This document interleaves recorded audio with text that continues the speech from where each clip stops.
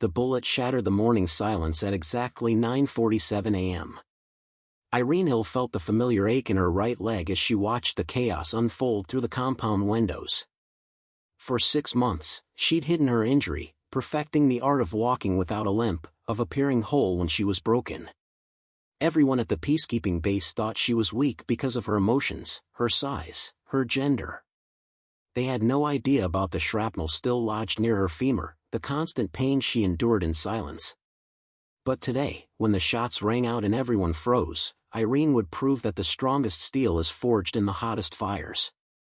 Today, the woman they'd dismissed as too fragile would run straight into gunfire. And nothing would ever be the same.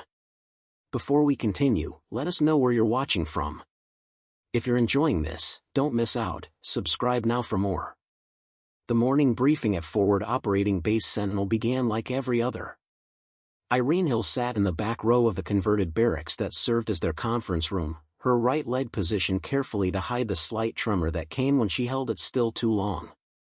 The pain had become her constant companion, a white-hot wire running from her hip to her knee that flared with every step.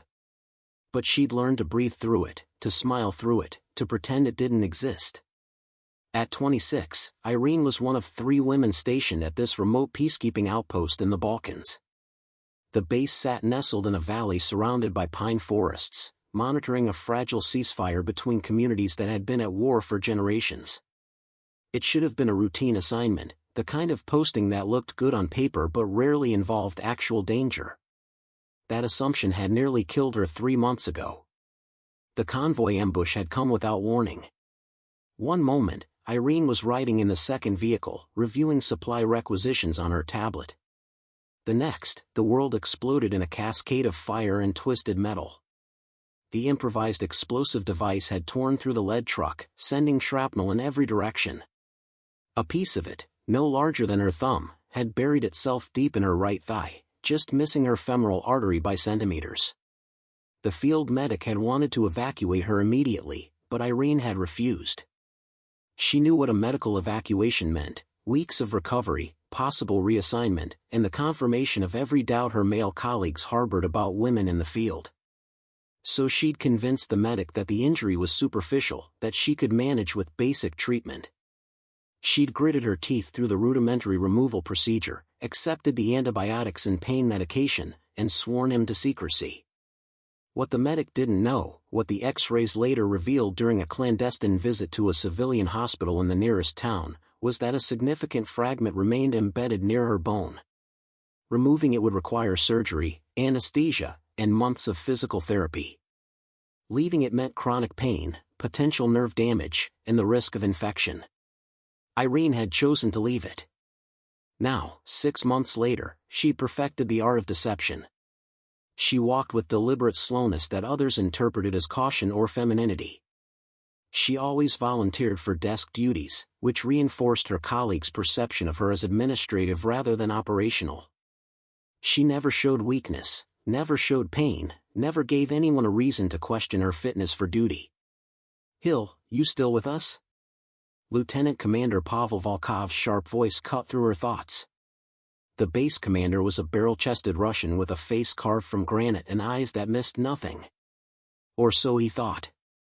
"Yes, sir," Irene replied, straightening in her chair. The movement sent a spike of pain through her leg that she absorbed without flinching. "I was asking your opinion on the supply route through Sector 4. You've analyzed the risk assessments, correct?" Irene had indeed analyzed them. She'd spent the past 3 weeks mapping every road, every potential ambush point, every variable that could turn a routine supply run into a massacre. It was her job as logistics coordinator, but it had become something more, an obsession born from the knowledge that she'd failed to anticipate the ambush that had nearly killed her team.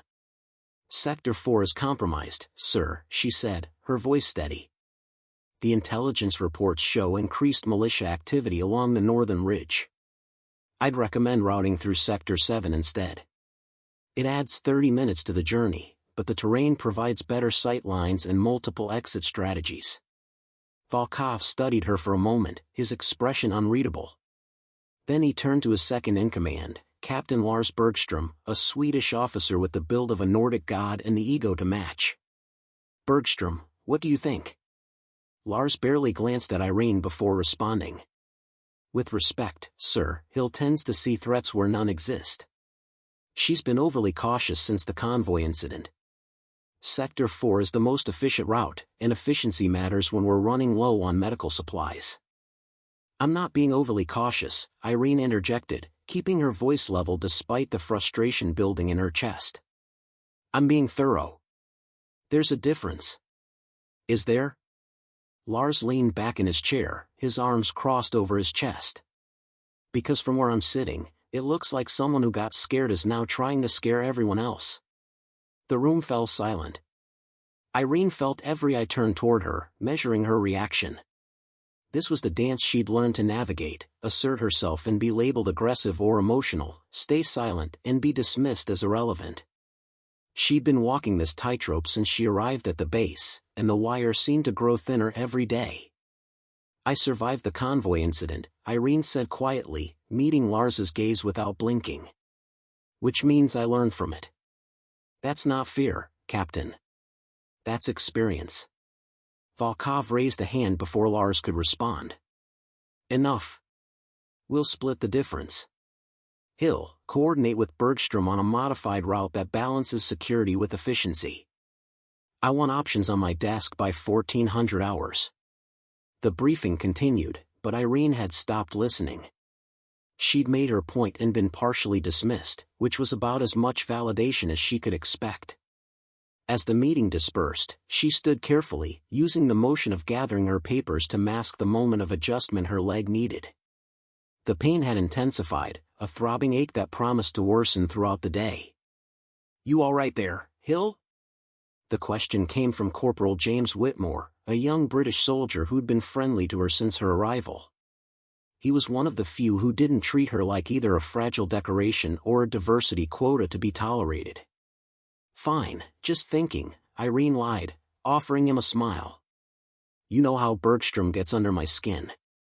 He gets under everyone's skin, James said conspiratorially. Thinks he's God's gift to peacekeeping because he did 2 tours in Afghanistan. Don't let him rattle you. If only being rattled were her biggest problem. Irene watched as Lars strode out of the briefing room, his confident gait a stark contrast to her carefully measured steps. He moved like someone who'd never doubted his body's ability to carry him through any challenge. She envied that certainty even as she despised his arrogance.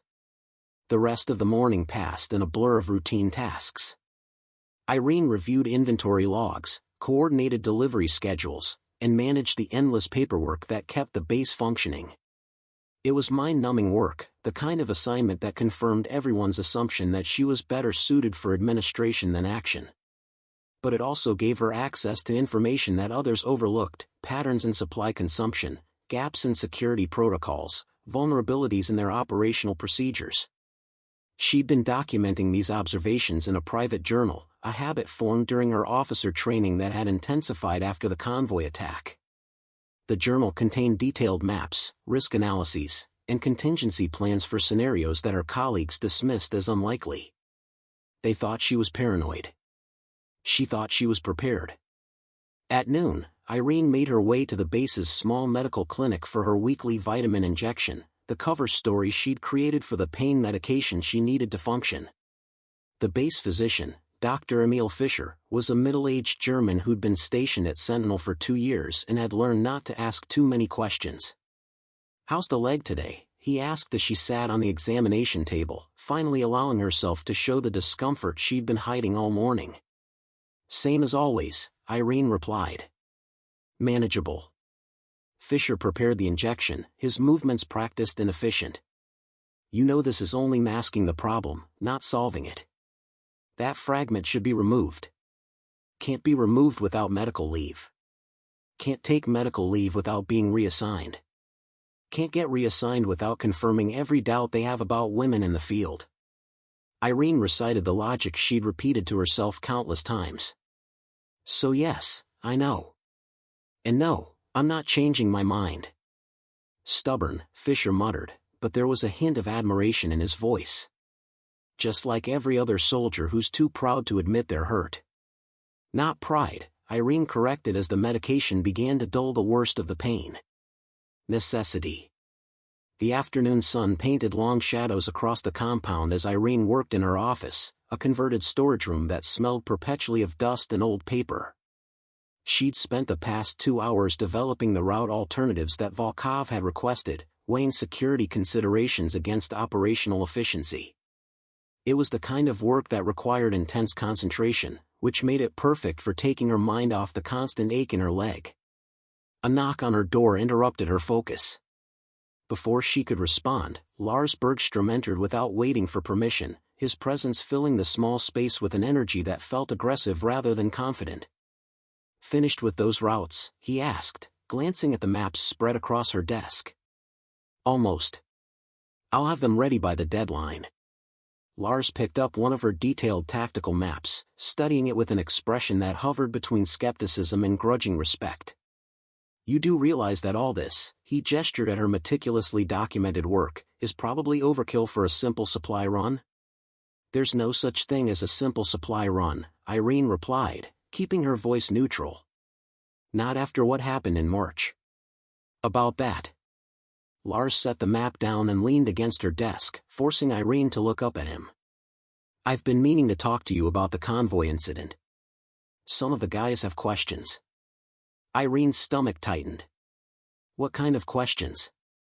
"The kind where they wonder why you were the only one who walked away from that blast without significant injuries. The kind where they notice you never talk about what happened in those minutes between the explosion and when the rescue team arrived." This was dangerous territory. Irene had deliberately kept her account of the ambush vague, focusing on the chaos and confusion rather than specific details. She'd hoped that everyone would be too relieved by their survival to ask probing questions. Apparently, she'd hoped wrong.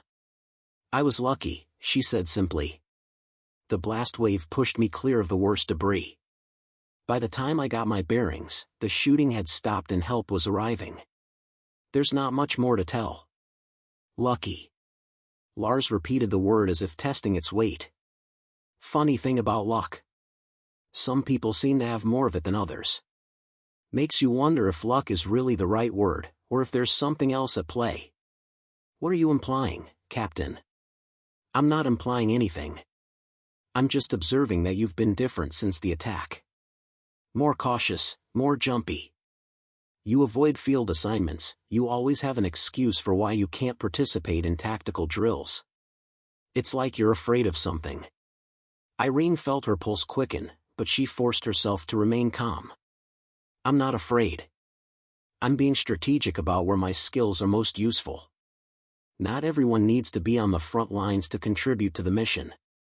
"True enough." Lars pushed away from her desk, moving toward the door. "But here's the thing, Hill. This isn't a rear echelon posting where you can hide behind paperwork.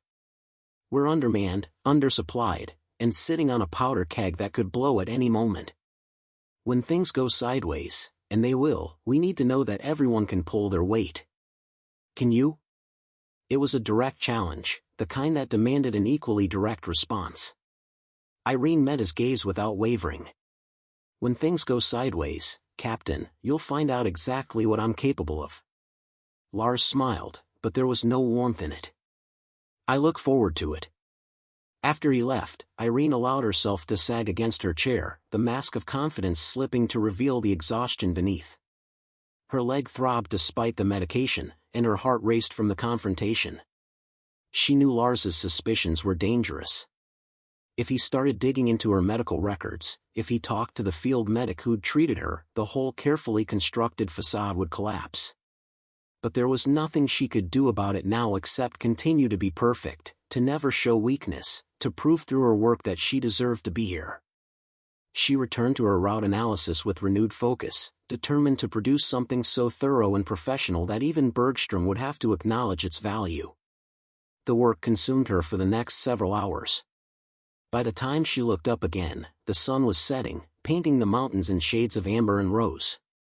The base had settled into its evening rhythm, soldiers finishing their shifts, the mess hall filling with the sounds of dinner service, the guard towers changing personnel for the night watch. Irene was about to pack up her work when she heard raised voices from outside her office. She stepped into the corridor to find a cluster of soldiers gathered around the communications center, their faces tight with tension. "What's happening?" she asked James Whitmore, who stood at the edge of the crowd. "Hostage situation in the village," he replied grimly. 3 aid workers grabbed by militia forces about 2 hours ago. Local police are negotiating, but it's not going well. Irene's blood ran cold. The village he was referring to was Stary Grad, a small community 10 kilometers north of the base that served as a hub for humanitarian operations in the region. She'd visited it multiple times, coordinating supply distributions and meeting with local leaders. She knew the aid workers stationed there, dedicated people who'd chosen to work in one of the most volatile regions in Europe because they believed in making a difference. "Do we know which aid workers?" she asked, though part of her already knew the answer. "The Doctors Without Borders team. Dr. Novak, Nurse Peterson, and their translator, Hassan. Dr. Yuri Novak." Irene felt the world tilt slightly. She'd met Yuri 3 weeks ago during a medical supply delivery. He was a Croatian physician in his early 30s, passionate about his work and impossible to dislike. They'd spent an afternoon discussing the challenges of healthcare delivery in conflict zones, and he'd invited her to visit the clinic whenever she needed a break from military life. She'd declined, knowing that any personal connections outside the base would be scrutinized and potentially used against her. Now Yuri was being held hostage, and the carefully maintained distance she'd established felt like a betrayal. "What's our response?" Irene asked, pushing aside the personal emotions that threatened to overwhelm her professional focus. "Commander Volkov is in contact with regional command. They're trying to determine if this is a genuine hostage situation or a provocation meant to draw us into an engagement." Irene understood the dilemma. The ceasefire was fragile, maintained through a delicate balance of international pressure and mutual exhaustion. Any military intervention could be interpreted as aggression, potentially reigniting hostilities that had claimed thousands of lives. But abandoning humanitarian workers to their fate would undermine the entire peacekeeping mission and embolden those who saw foreign presence as weakness to be exploited. "We need more information," she said, her mind already racing through possibilities. "Do we have intelligence assets in Stary Grad? Anyone who can provide real-time updates?" James shook his head. "Our local contacts have gone dark. Either they're scared or they're compromised. We're essentially blind right now." That was unacceptable. Irene returned to her office and pulled up the files she'd been maintaining on Stary Grad. Over the past 6 months, she'd documented everything about the village, its layout, its power structures, its informal networks of information and influence. She'd done this for every settlement in their operational area, part of her obsessive need to be prepared for scenarios that others dismissed as unlikely. Now those preparations might actually matter. She found what she was looking for, the name and contact information for Maria Kovac, a schoolteacher in Stary Grad who served as an informal community liaison. Irene had met her during a school supply delivery, and they'd maintained occasional contact through encrypted messaging apps. If anyone knew what was really happening in the village, it would be Maria. Irene sent a carefully worded message, asking about the general situation in the village without directly mentioning the hostage crisis. Then she waited, her fingers drumming against her desk as the minutes crawled by. Her leg ached abominably, the stress aggravating the injury in ways that medication couldn't fully address. She forced herself to breathe slowly, to stay calm, to trust in the network of preparation she'd built. 20 minutes later, her phone buzzed with a response. Maria's message was brief but illuminating, situation very bad. Not militia, local criminals using ceasefire chaos for ransom. 3 men, former soldiers, desperate for money. Police afraid to act. Need help soon. Irene stared at the message, her mind immediately grasping the implications. This wasn't a politically motivated kidnapping by organized militia forces. It was a criminal act by desperate men who'd seized an opportunity. That changed everything about how the situation should be handled, but it also meant that standard negotiation protocols might not work. Desperate criminals were unpredictable, and time was not on the hostages' side. She forwarded Maria's information to Commander Volkov through official channels, then added her own analysis and recommendations. Within minutes, she received a summons to the command center. The command center buzzed with tense activity when Irene arrived. Volkov stood at the center of the chaos, coordinating with multiple agencies while trying to build a coherent picture of the crisis. Lars Bergstrom was there too, along with the base's senior officers, all focused on the tactical display showing Starry Grad's layout. Hill, Volkov acknowledged her arrival with a curt nod. "This intelligence from your contact, how reliable is it?" "Very reliable, sir. Maria Kovac has proven accurate in the past, and she has deep community ties. If she says these are criminals rather than militia, I believe her." "Which changes our approach," Volkov mused, studying the village map. "Regional command wants us to hold position and let local authorities handle this. But if these are desperate criminals rather than political actors, waiting might get the hostages killed." After approximately 1,500 words/10 minutes. "We've invested considerable effort in bringing you this story. If you find it engaging, please consider subscribing to our channel. Your support is greatly appreciated. Now, let's return to the narrative." Lars stepped forward, his jaw set in a determined line. "Sir, I recommend we send a tactical team to assess the situation. Quick insertion, gather intelligence, prepare for a potential extraction if negotiations fail." Volkov considered this, then turned to Irene. "Hill, you know this village better than anyone here. What's your assessment of a tactical approach?" Irene moved to the map, her analytical mind overriding the pain that had been her constant companion all day. Starry Grad has narrow streets and densely packed buildings. Any overt military presence would be immediately visible and could trigger a violent response. If we go in, it needs to be subtle, civilian clothes, minimal equipment, reconnaissance only. "You're suggesting we send someone undercover?" Lars's tone was skeptical. "Into a hostile situation with no backup?"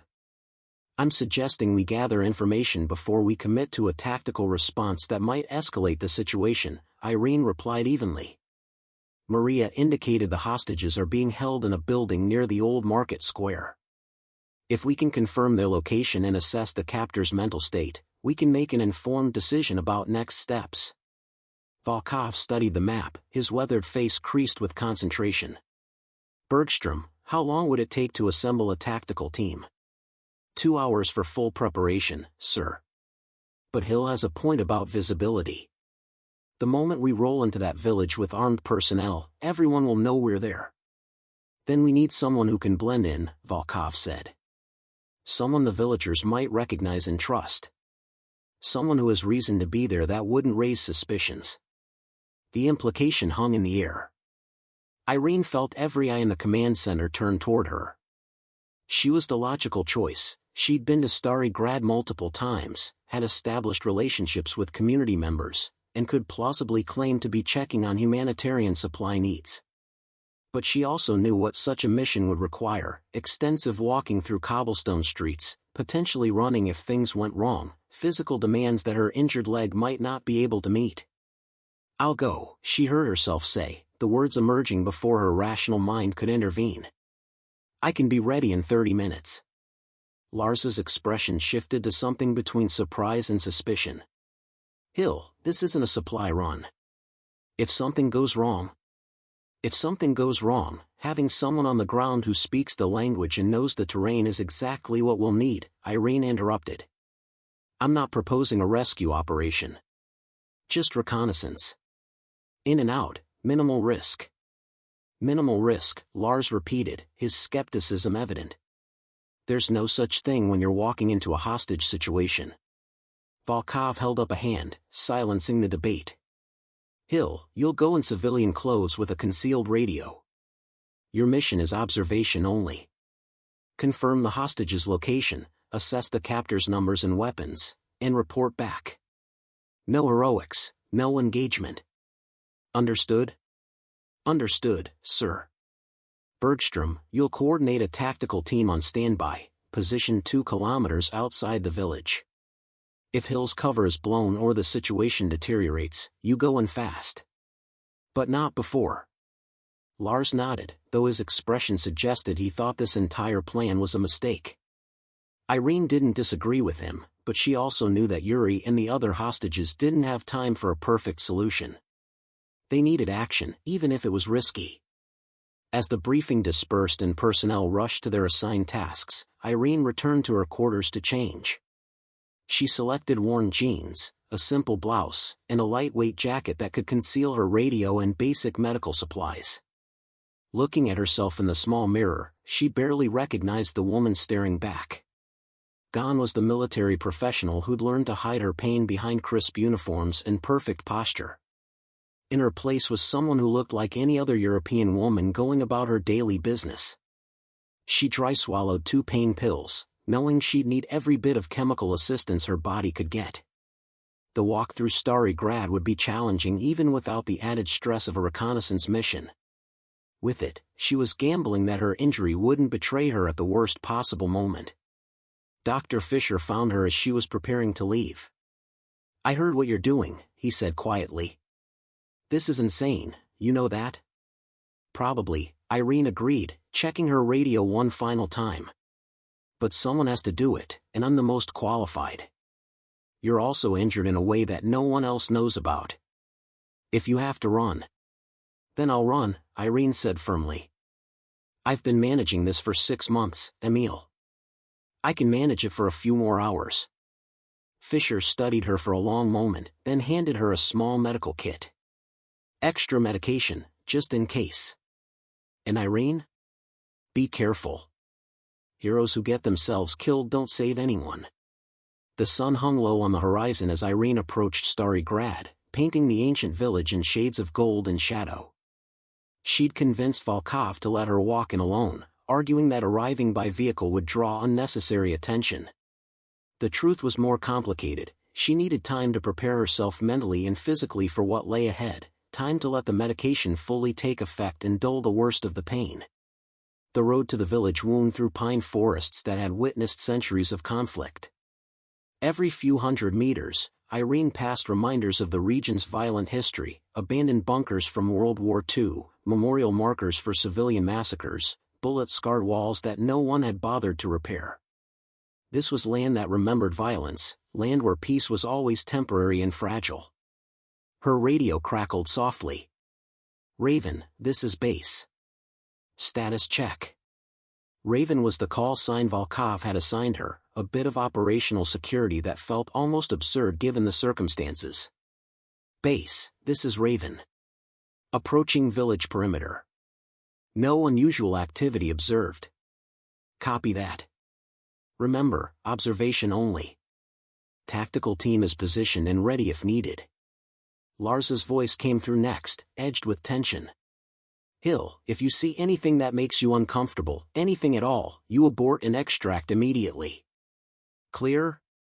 "Clear," Irene replied, though she had no intention of aborting unless absolutely necessary. She'd come too far, risked too much of her carefully guarded secret, to turn back at the first sign of difficulty. The village emerged from the forest like something from a medieval painting. Starry Grad's name meant Old Town, and it lived up to that designation. Stone buildings with red tile roofs clustered around a central square, their walls thick enough to have withstood centuries of siege and warfare. Narrow cobblestone streets twisted between structures, creating a maze that was charming to tourists and nightmarish for military operations. Irene entered through the main road, her stride deliberately casual despite the tension coiling in her muscles. A few locals watched her pass, their expressions wary but not hostile. She recognized some faces from previous visits and offered small nods of greeting, maintaining the fiction that this was just another routine check on humanitarian operations. The old market square lay at the village's heart, a broad cobblestone plaza surrounded by shops and cafes. Usually, it would be bustling with activity at this hour, vendors selling produce, elderly men playing chess at outdoor tables, children chasing each other between the fountain and the church. Today, it was nearly deserted. The few people present moved quickly, keeping their heads down and their conversations muted. Irene spotted Maria Kovac sitting at a cafe table, apparently absorbed in a book. It was the prearranged signal. Irene purchased a coffee from the nervous-looking proprietor and took a seat at an adjacent table, close enough to speak without appearing to be together. "The building with the blue shutters," Maria murmured in Croatian, not looking up from her book. "Second floor. 3 men, all armed. The hostages are in the back room. They have not been harmed yet, but the men are arguing. One wants to release them. The others refuse." "How do you know this?" Irene asked softly, sipping her coffee. "My cousin lives in the building next door. Thin walls." She has been listening. Maria finally looked up, her eyes filled with fear and determination. "These men are desperate, not evil. They fought in the war, lost everything. They think ransom money is their only way out. But desperation makes people do terrible things." Irene filed away this information, already formulating her report. "The police? Afraid to act. They remember what happened last time they confronted armed veterans. 3 officers died. Now they wait for someone else to solve the problem. And the villagers? Also afraid. Everyone knows these men. They were neighbors once, friends. Now they are something else, something broken by war and poverty. No one wants to be responsible for what might happen." Irene understood the paralyzing effect of complex loyalties and shared trauma. This wasn't a simple situation of hostages and criminals. It was a community torn apart by circumstances beyond anyone's control, where every action carried the weight of history and consequence. She finished her coffee, committed Maria's information to memory, and stood to leave. As she did, she noticed movement in the window of the building with blue shutters. A shadow passed behind the glass, too quick to identify but present enough to confirm that Maria's intelligence was accurate. "Be careful," Maria whispered. "And please, help them if you can. All of them. The hostages and the men who hold them. They are all victims of the same war." Irene walked away from the square, maintaining her casual pace while her mind raced through tactical considerations. She needed to circle the building, identify potential entry and exit points, assess the surrounding structures for tactical advantages. But she also needed to avoid drawing attention, which meant limiting her reconnaissance to what a civilian might naturally observe. The pain in her leg had intensified, the medication wearing off faster than she'd hoped. Each step on the uneven cobblestones sent jolts of discomfort through her thigh, but she forced herself to maintain a steady rhythm. Showing weakness now would raise questions she couldn't afford to answer. As she rounded the corner behind the blue-shuttered building, Irene nearly collided with a young boy, perhaps 8 years old, who was playing with a worn soccer ball. He looked up at her with wide eyes, momentarily startled. "Sorry," she said in Croatian, offering a smile. "I wasn't watching where I was going." The boy studied her with the unsettling perception that children sometimes possess. "You're the lady from the base. The one who brings school supplies." Irene's cover story came automatically. "That's right. I'm checking to make sure everything arrived safely. Have you been using the notebooks we sent?" "Yes. My teacher says I'm getting better at writing." He hesitated, then added in a whisper, "The men upstairs are very loud. They're scaring my grandmother." "I know," Irene said gently. "But it will be okay soon. I promise." Irene moved away from the building, her reconnaissance complete but her mind troubled by the complexity of what she discovered. This wasn't the clean tactical scenario that training exercises prepared you for. This was messy, human, and desperately sad. She keyed her radio, using the concealed microphone to transmit her report. "Base, this is Raven. Confirming hostage location, 2nd floor of building at coordinates previously provided. 3 captors, all armed with what appear to be military-grade weapons. No visible injuries to hostages at this time. Situation assessment, captors are unstable but not immediately violent. Local community is paralyzed by conflicting loyalties. Recommend continued monitoring but delay tactical intervention unless situation deteriorates." Volkov's response was immediate. "Raven, return to extraction point. We'll debrief and develop next steps." But as Irene began walking toward the village edge, a sound shattered the tense calm, a single gunshot, sharp and unmistakable, echoing off the stone buildings. The quiet streets erupted into chaos. Villagers who'd been moving cautiously now ran for cover. Shutters slammed closed. Somewhere, a woman screamed. Irene's training warred with her instincts. Training said to extract immediately, to get clear of the danger and let the tactical team handle it. Instinct said that someone in that building might be dying, and every second mattered. "Raven, report." Lars's voice crackled urgently through her earpiece. "What was that shot?" "Single gunshot from the hostage building," Irene replied, already moving back toward the square despite every rational thought telling her not to. "Unknown if anyone hit." "I'm..." Another shot. Then voices raised in anger and fear, audible even from the street. Irene's heart hammered as she pressed herself against a wall near the building's entrance, her injured leg forgotten in the surge of adrenaline. "Raven, extract immediately." "That's an order." Volkov's command was absolute. But through the building's window, Irene caught a glimpse of movement, someone stumbling, falling. The angle was wrong to identify who, but the movement spoke of injury, of crisis, of time running out. "Base, I have visual on the hostage room. Someone's down. I can't tell if it's a hostage or captor, but they need immediate medical attention. The tactical team is en route.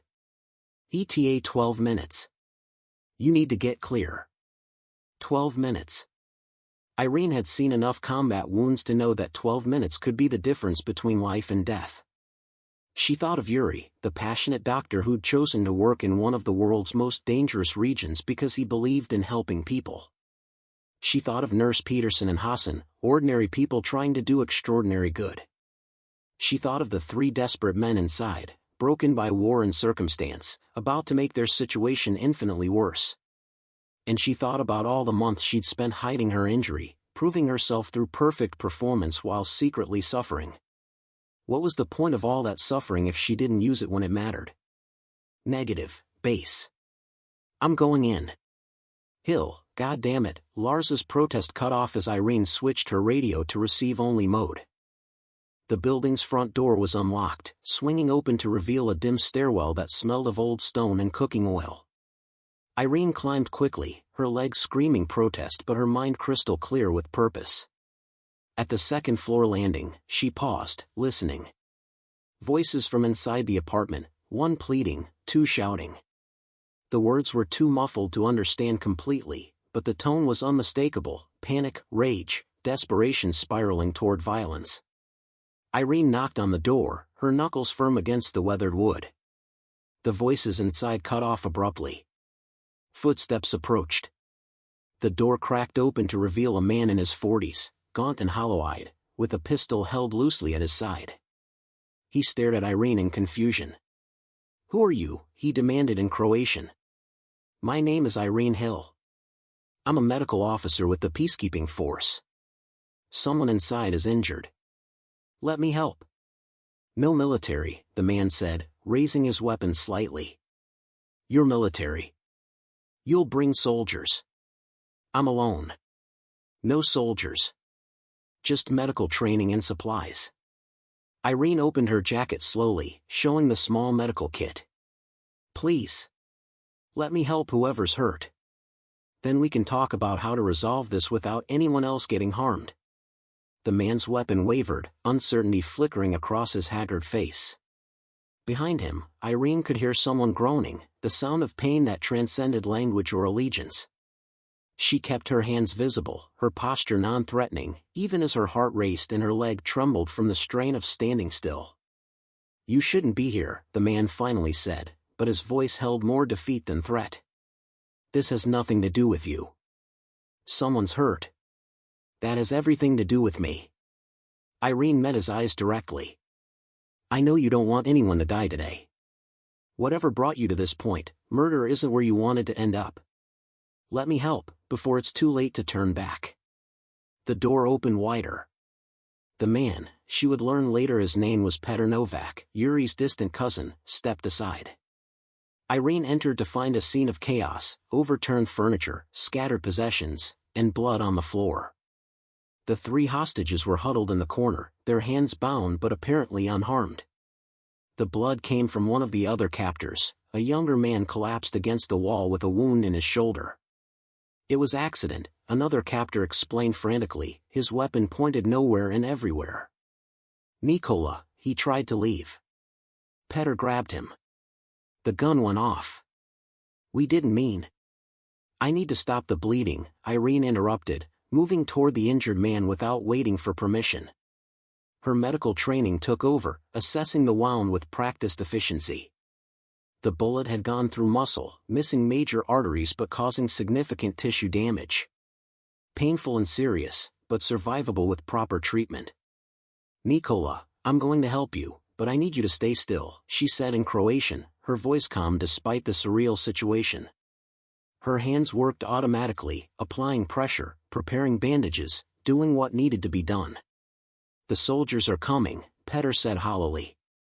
This is over. We're finished. Not if we end this now, Irene replied, her attention split between treating Nikola and monitoring the increasingly unstable dynamics in the room. Release the hostages. Surrender peacefully.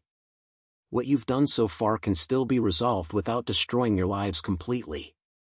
Easy for you to say, the 3rd captor spat. You have a life to destroy. We have nothing. The war took everything, and the peace gave us nothing back. Irene understood his anger more than he knew. She'd seen how war broke people, how it left scars that never fully healed. But she'd also learned that broken people could still choose not to break others. I know the system failed you, she said, securing Nikola's bandage. I know you fought for something you believed in and got nothing in return. But this won't fix it. Taking innocent people hostage, hurting your friend, this only makes everything worse. From the corner, Yuri spoke for the first time, his voice strained but steady. Petr, you know she's right. I've been treating veterans in this region for 3 years. I know what you've been through. Let me help you properly, not as a hostage but as a doctor. Petr's weapon drifted lower as tears streaked his weathered face. We just wanted enough money to start over. Somewhere the war doesn't follow us. Somewhere we can be human again instead of ghosts. Then start by making a human choice, Irene said gently. End this before it ends you. The moment stretched taut as wire. Through the window, Irene could hear the distant sound of approaching vehicles, the tactical team, arriving faster than expected. Time was running out for a peaceful resolution. The distant rumble of military vehicles grew louder, and Irene watched Petr's expression shift from despair to panic.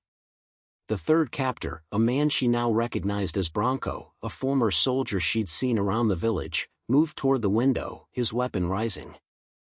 They're coming, Branko said, his voice tight with fear. They'll kill us. No one has to die, Irene said firmly, positioning herself between Branko and the hostages. But that depends on what happens in the next 60 seconds. Put down the weapons. Untie the hostages. Show them you're surrendering peacefully. And then what? Petr's voice cracked. Prison? Years locked away while our families starve? Better than death, Yuri interjected, struggling to his feet despite his bound hands. Petr, your daughter is 7 years old. Do you want her to remember you as a murderer or as a man who made a mistake but chose redemption? The mention of his daughter broke something in Petr. His weapon clattered to the floor. He sank to his knees, his body shaking with silent sobs. Branko looked between his friend and the approaching vehicles, calculation and fear warring across his face. Branko, Irene said, keeping her voice steady despite the adrenaline flooding her system. You have seconds to make a choice that will define the rest of your life. Choose wisely. Through her earpiece, she heard Lars coordinating the tactical team's approach. They were less than a minute away, coming in with the assumption that this was a hostile situation requiring forceful intervention. If they breached the building with weapons still visible, the outcome would be bloody and tragic. Irene made a split-second decision. She switched her radio back to transmit mode. Base, this is Raven. Situation is resolving peacefully. Captors are surrendering. Repeat, peaceful surrender in progress. Instruct tactical team to hold position and approach non-aggressively. Raven, we need visual confirmation, Lars began. No time for confirmation. Trust me or people die. Your choice, Captain. The silence on the radio stretched for 3 heartbeats. Then Volkov's voice, calm and authoritative, all units, hold position. Approach with caution but weapons lowered. Raven, you have 2 minutes to secure that surrender. Bronco's weapon wavered. Why should we trust you? The moment we're defenseless, they'll storm in. Because I'm putting myself between you and them, Irene said, moving to stand directly in the doorway. If they come in shooting, I'm the first one hit. That's my trust. Now show me yours. The gamble was insane, the kind of reckless action that violated every tactical protocol. But Irene had read the situation correctly. These men weren't hardened criminals or ideological terrorists. They were broken veterans backed into a corner, desperate for any path that didn't end in their destruction. Bronco slowly lowered his weapon, then placed it on the floor. His hands trembled as he raised them above his head. Please, he whispered. Don't let them hurt us. I won't, Irene promised, though she had no authority to make such a guarantee. She turned to the hostages. Yuri, can you walk?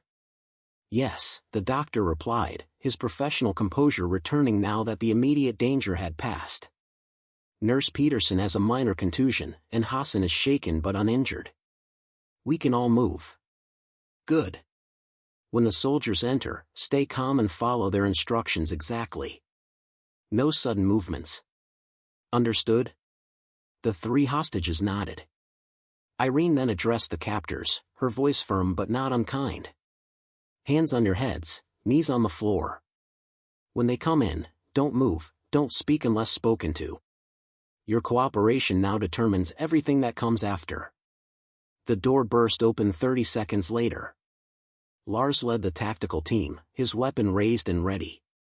His eyes found Irene first, standing in the center of the room with her hands visible, then swept to assess the scene. 3 captors kneeling with hands on heads, 3 hostages standing safely to the side, and 1 injured man receiving medical attention. Situation secure, Irene reported calmly. 3 captors surrendering peacefully. 3 hostages unharmed. 1 captor with non-life-threatening gunshot wound requiring immediate medical evacuation. Lars's expression cycled through relief, anger, and something that might have been respect. Hill, you just violated about 15 protocols. Noted. We can discuss my court-martial after we get everyone to safety. The tactical team moved efficiently, securing the captors with professional precision while medics attended to Nicola's shoulder wound. Irene stepped aside, her role in the crisis suddenly over. The adrenaline that had carried her through the confrontation began to ebb, and with it came the return of the pain she'd been ignoring. Her leg buckled without warning. Irene caught herself against the wall before she fell completely, but the moment of weakness hadn't gone unnoticed. Lars was at her side instantly, his hand gripping her elbow with surprising gentleness. You're hurt, he said, and it wasn't a question. I'm fine. Just exhausted. The lie came automatically, but her leg was screaming now, the pain breaking through even the medication's dulling effect. Like hell you are. Lars's eyes narrowed as he watched her struggle to maintain her balance. How long? Captain, I need to debrief Commander Volkov. How long have you been injured? The directness of the question, combined with her complete exhaustion, broke through Irene's carefully maintained defenses. 6 months. The convoy attack. Shrapnel in my femur that couldn't be removed without medical leave. Lars's expression shifted through several emotions before settling on something between fury and grudging understanding. You've been running operations with an untreated combat injury for 6 months? I've been doing my job, Irene corrected. And doing it well. That's not, Lars stopped himself, apparently recognizing that this wasn't the time or place for this conversation. We're getting you to medical. Now.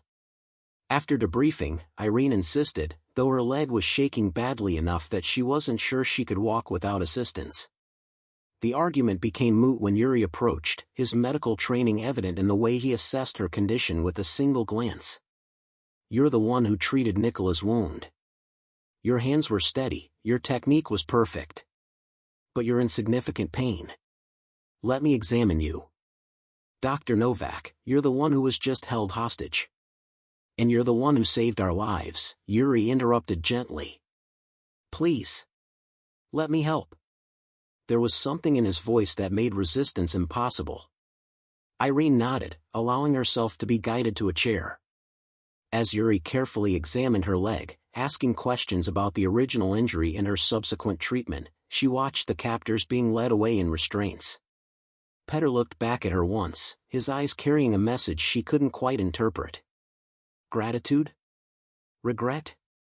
Perhaps both. "This is serious," Yuri finally pronounced. "The fragment is causing chronic inflammation and potential nerve damage. Without proper surgical intervention, you risk permanent disability." "I know," Irene said quietly. "But the alternative was worse." "Worse than losing your mobility?" Lars interjected, having remained close enough to hear the diagnosis. "Worse than potentially ending your career?" "Worse than confirming every doubt people had about whether I belonged here," Irene replied, meeting his gaze directly. "Worse than watching someone die because I wasn't deemed worthy of trying to save them." The words hung in the air between them, a truth that couldn't be unsaid. Lars looked away first, his jaw tight with emotions he didn't seem able to articulate. The evacuation back to base was a blur. Irene was placed in a medical transport with Nicola, whose shoulder wound was stabilized but required surgery. The young man kept apologizing, his voice weak but insistent. "I didn't want anyone hurt," he repeated. "We just wanted a way out." "I know," Irene replied. "Sometimes circumstances trap us, and we make choices we never thought we'd make. What matters is that you chose to stop before those choices became irreversible." At the base, Irene was immediately taken to the medical facility where Dr. Fisher waited with an expression that suggested he'd been expecting this moment for months. "I told you this would happen," he said, but his voice held no satisfaction, only concern. "You told me I collapsed during a routine logistics check," Irene corrected. "Instead, I resolved the hostage crisis. I'd call that an acceptable trade-off." "You're impossible," Fisher muttered, but he was already preparing for a proper examination and treatment planning. Commander Volkov arrived as Fisher was documenting the extent of Irene's injury. The base commander's weathered face was unreadable as he surveyed the scene, his logistics specialist lying on an examination table, her carefully hidden wound finally exposed, her career hanging in the balance. "Hill," he began, his voice carrying the weight of command. "We need to discuss what happened today." "Yes, sir." Irene prepared herself for the reprimand she knew was coming. "You disobeyed direct orders, put yourself in extreme danger, and concealed a significant combat injury for 6 months." Volkov's tone was stern, but something in his eyes suggested a more complex assessment. "You also saved 4 lives, prevented a potential massacre, and demonstrated more courage and tactical judgment than officers with twice your rank and experience." Irene blinked, unsure how to respond. "That said," Volkov continued, "your actions raise serious questions about military discipline, medical protocols, and whether we can trust you to follow orders in future operations." "Sir, I understand the consequences." "I'm not finished, Specialist." Volkov's expression softened slightly. "I'm also recommending you for commendation for your actions today. And mandating that you undergo immediate surgery and proper rehabilitation, after which we'll discuss your future assignment."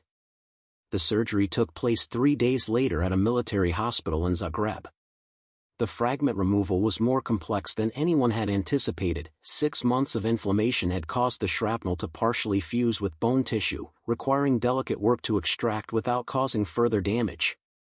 Irene woke from anesthesia to find Yuri sitting in her hospital room, reading a medical journal. "You should be resting too," she said, her voice rough from the breathing tube. Yuri looked up with a gentle smile. "I'm a doctor." I rest by worrying about my patients. And right now, you're my most stubborn patient. The surgery went well? Remarkably so, considering what they had to work with. Your surgeon said you're lucky you didn't develop a bone infection or permanent nerve damage. Another few months, and the outcome might have been very different. Irene absorbed this information, understanding how close she'd come to permanently destroying her body's capabilities. How are the others? Nurse Peterson, Hassan? Back at work, believe it or not. They're tougher than they look. Hassan wants to thank you personally when you're recovered. Yuri's expression grew more serious. Petter and the others are in custody, awaiting trial. Thanks to your testimony about their surrender and cooperation, the prosecutor is considering reduced charges. They were desperate men, not evil ones, Irene said. The war broke them, and the peace abandoned them. That doesn't excuse what they did, but it explains it. You have a remarkable capacity for empathy, considering they held me and my colleagues hostage. Maybe that's because I understand what it's like to feel trapped by circumstances, to have your worth constantly questioned, to fight for recognition that others take for granted. Irene shifted in the bed, wincing at the surgical pain. We all have our battles, Dr. Novak. Theirs just became visible in a more dramatic way. Over the following weeks, as Irene underwent intensive physical therapy, the story of the hostage crisis spread throughout the peacekeeping command. Details emerged about her hidden injury, her months of silent determination, and her unauthorized rescue that had saved 4 lives. The reactions were mixed, some praised her courage and initiative, others criticized her deception and recklessness. Lars visited her during the 3rd week of rehabilitation. He found her in the physical therapy room, grimly working through exercises designed to rebuild her leg strength.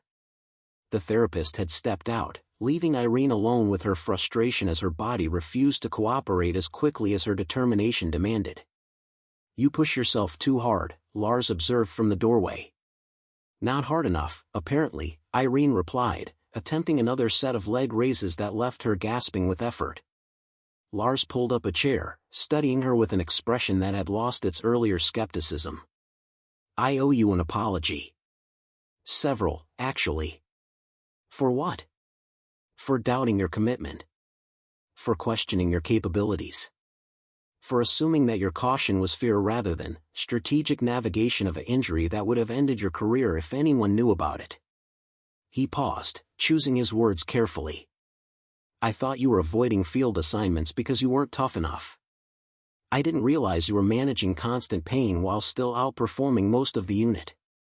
Irene set down the resistance band she'd been using, too exhausted to maintain the exercise and have this conversation simultaneously. I'm not looking for sympathy, Captain. I'm not offering sympathy. I'm offering respect. Lars leaned forward, his elbows on his knees. What you did, hiding that injury, continuing to serve, then running into a hostage situation despite the pain, that took more strength than any of us understood. More strength than I've shown in my entire career. The admission hung between them, genuine and vulnerable in a way that Lars had never been before. Irene recognized it for what it was, not just an apology, but an acknowledgement that his assessment of her had been fundamentally wrong. Thank you, she said quietly. That means more than you know. Commander Volkov wants to see you when you're cleared for duty, Lars continued. He's been reviewing your performance records, your tactical analyses, your training qualifications. There's talk of reassignment to a position that better utilizes your skills. What kind of position? That's between you and the commander. But he'll, Irene, whatever he offers, don't let anyone convince you that you're not qualified. You've proven yourself beyond any reasonable doubt. After Lars left, Irene returned to her exercises with renewed determination. The physical rehabilitation was grueling, each session pushing her body to relearn movements it had been compensating for during 6 months of hidden injury. But with each day, she grew stronger, the pain diminishing from a constant scream to a manageable ache. Dr. Fisher monitored her progress with professional satisfaction and personal relief. You're healing remarkably well, he reported during a checkup. Full recovery is expected within 3 months. Though I have to say, you've demonstrated why hiding combat injuries is such a terrible idea. Noted for future reference, Irene replied with a slight smile. Though I hope there won't be a future reference. There better not be. Next time you're injured, you come to me immediately. That's not a request, specialist. That's an order from your physician. Yes, sir. 8 weeks after the surgery, Irene stood outside Commander Volkov's office at Forward Operating Base Sentinel, her leg feeling almost normal for the first time in months. The physical therapy had been brutal, but effective. She could walk without pain, run without limping, and pass every fitness requirement that had seemed impossible during those hidden months of injury. Enter, Volkov called in response to her knock. The office was exactly as she remembered, maps covering every wall, reports stacked in precise piles, the organized chaos of a commander managing a complex operation. Volkov gestured for her to sit, then studied her with those penetrating eyes that seemed to catalog every detail. You're cleared for full duty, he began without preamble. Your physicians report complete recovery, and your fitness evaluations are exceptional. Better than before your injury, actually. The rehabilitation was thorough, sir. I'm sure it was. But we both know that physical recovery is only part of the equation. The question is, what do we do with you now? Irene had been anticipating this conversation for weeks, running through possible scenarios and outcomes. Reassignment to a rear echelon position. Transfer to a different unit. Perhaps even discharge, dressed up as a medical retirement. She prepared herself for any possibility except the one Volkov presented. I'm creating a new position, Crisis Response Coordinator. Someone who can analyze complex situations, interface with local communities, and make split-second decisions that balance tactical necessity with diplomatic sensitivity. Someone who understands that the best military solutions often don't involve military force at all. Volkov pulled out a folder thick with documents. I'm offering you that position, Hill. But before you accept, you need to understand what it entails. He slid the folder across the desk. Irene opened it to find detailed mission parameters, authority levels, and responsibility matrices that far exceeded her current rank or experience. This wasn't a promotion in the traditional sense, it was the creation of something entirely new, tailored specifically to the unique combination of skills she'd demonstrated. This position requires independent judgment, often in situations where command authority can't provide real-time guidance, Volkov continued. You'll work with tactical teams, humanitarian organizations, local officials, and occasionally with hostile actors who need to be convinced that cooperation serves their interests better than conflict. It's challenging, dangerous, and absolutely critical to our mission success. Sir, I'm honored, but I'm still just a specialist. This level of responsibility will come with an immediate promotion to sergeant, with additional advancement dependent on performance, Volkov interrupted. Hill, I'm not offering you this position because I feel sorry for you or because I'm trying to make up for months of underutilization. I'm offering it because you've demonstrated exactly the capabilities we need: tactical intelligence, cultural sensitivity, medical knowledge, physical courage, and the judgment to know when breaking protocol serves a larger purpose. Irene looked down at the folder, her mind racing through implications and possibilities. This was everything she'd worked for, the recognition she'd sought through months of silent suffering and perfect performance. It was also terrifying in its scope and responsibility. What about Captain Bergstrom? She asked. This position would operate somewhat independently of the standard command structure. How would that dynamic work? Volkov's expression suggested he'd anticipated this question. Bergstrom and I have had extensive discussions. He understands the value you bring and supports this assignment. In fact, he specifically requested to work with you on coordinating crisis response protocols. That was unexpected. Irene had assumed Lars's newfound respect was personal, not professional. Apparently, she'd underestimated him as much as he'd initially underestimated her. I need to know something, sir, Irene said, meeting Volkov's gaze directly. If I'd come to you 6 months ago and reported my injury, would you have reassigned me? Volkov didn't hesitate. Yes. Standard protocol requires medical leave for combat injuries of that severity. And would I be sitting here today with this opportunity? The commander was silent for a long moment, the implications of her question hanging between them. Finally, he spoke with careful honesty. Probably not. You would have recovered, returned to duty, and continued in logistics until your tour ended.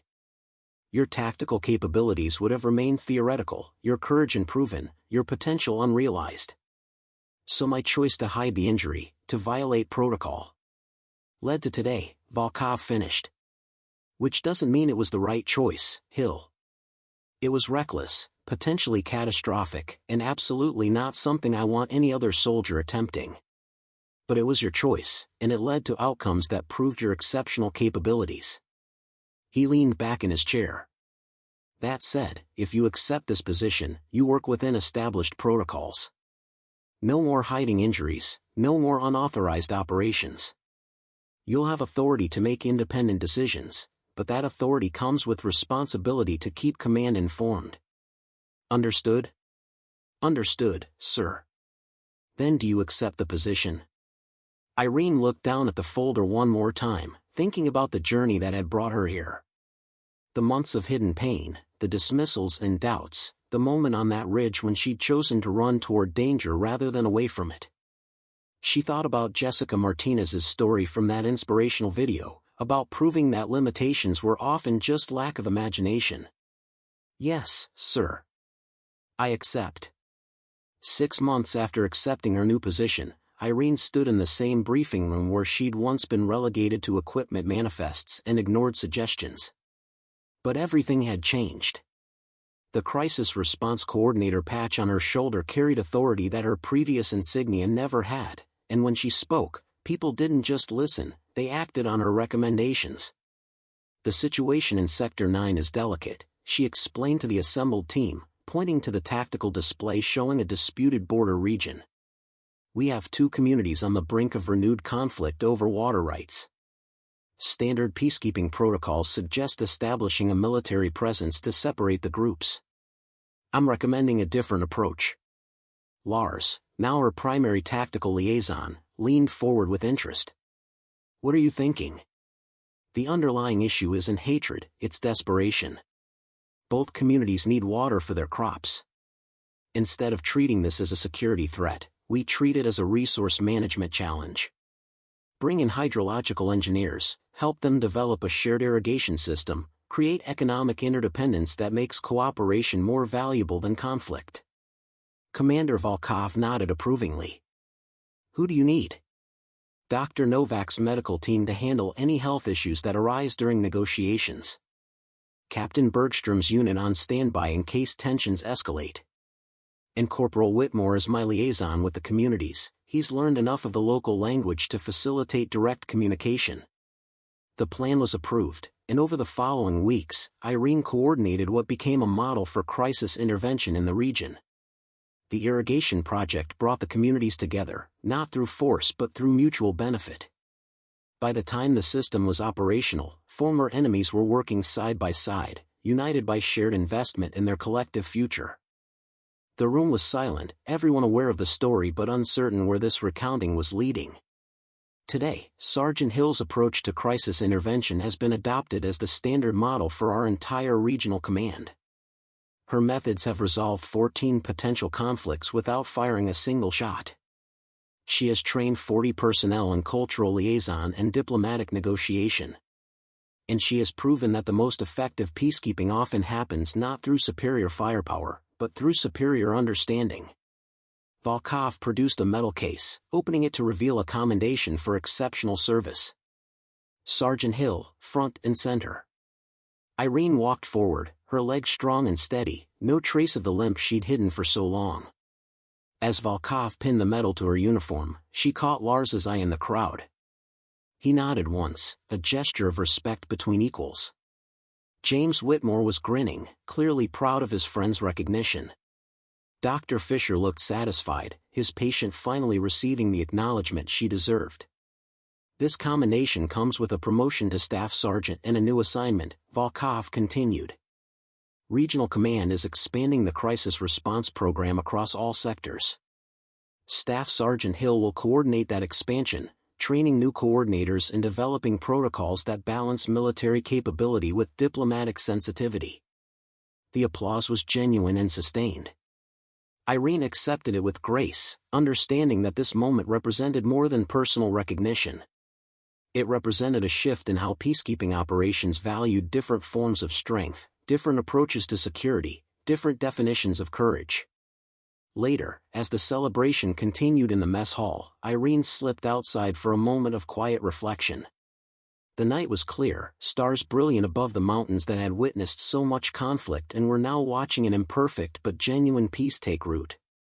She thought about the woman she'd been a year ago, hiding her injury, questioning her worth, fighting for recognition in a system that seemed determined to minimize her contributions. She thought about the moment she'd chosen to run toward gunfire rather than away from it, driven by the simple conviction that someone's life mattered more than protocol. That choice had changed everything.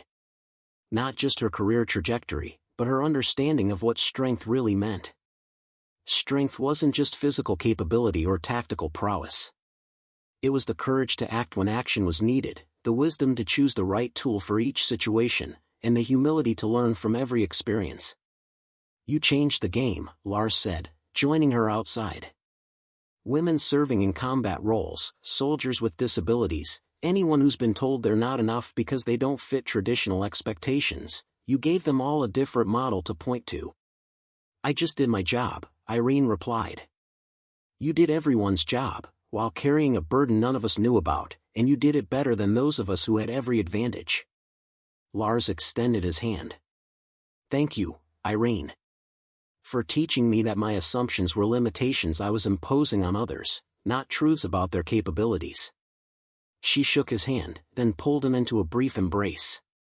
"Thank you for being willing to learn. That matters more than you know." As she stood under the stars, surrounded by colleagues who'd become friends, Irene Hill understood that her journey wasn't finished. There would be new crises, new challenges, new moments when she'd have to choose between protocol and principle. But she also knew that she'd proven something essential, that limitations were often just failures of imagination, that courage came in forms that couldn't be measured by physical tests, and that the strongest steel was indeed forged in the hottest fires. She'd hidden her limp for months, then ran into gunfire to save lives. And in doing so, she'd discovered that the woman others had underestimated was exactly the woman the mission needed. The story wasn't about overcoming a disability or defying expectations. It was about refusing to accept others' definitions of what was possible, about proving through action rather than argument that worth couldn't be measured by traditional metrics alone. Irene Hill had started as the overlooked logistics specialist with a hidden injury. She'd become the crisis response coordinator whose methods were reshaping peacekeeping operations across an entire region. But most importantly, she'd become herself, fully recognized, fully capable, and fully present in a role that matched her unique combination of skills and experiences. The mountains stood silent witness to this transformation, as they had witnessed countless others throughout history. But this particular story, of a young woman who'd refused to let pain or prejudice define her limits, would echo through the years, inspiring others to challenge their own assumptions about strength, courage, and what it truly meant to serve. Up next, you've got two more standout stories right on your screen. If this one hit the mark, you won't want to pass these up. Just click and check them out. And don't forget to subscribe and turn on the notification bell so you don't miss any upload from us.